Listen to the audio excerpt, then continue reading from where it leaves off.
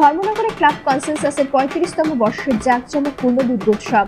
ত্রিপুরার বাণিজ্য নগরী উত্তর জেলা ধর্মনগর শহরে দুর্গাপুজোকে ঘিরে শুরু হয়েছে গগনচুম্বী প্যান্ডেল তৈরির প্রতিযোগিতা।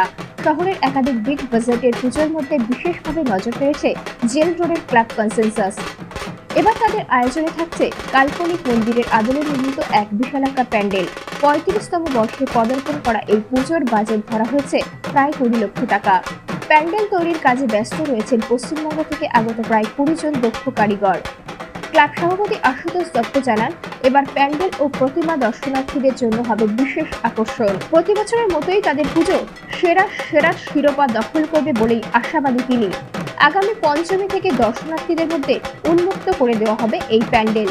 পাশাপাশি পুজো উপলক্ষে ক্লাবের তরফে বিভিন্ন সামাজিক কর্মসূচির আয়োজন করা হয়েছে।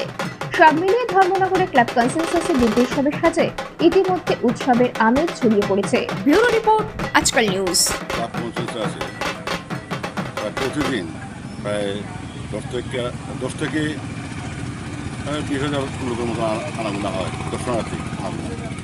আমাদের প্যান্ডেল একটা কাল্পনিক মন্দির। বাজেট আমাদের হলো 20 লাখ টাকা বাজেট।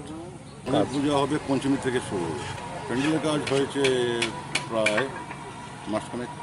তো আগরতলা থেকেও আমরা চাই আরও উন্নত ধরনের পূজা।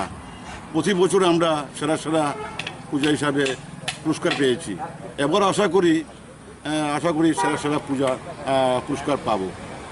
কারিগর সবাই কলকাতা থেকে এসেছে।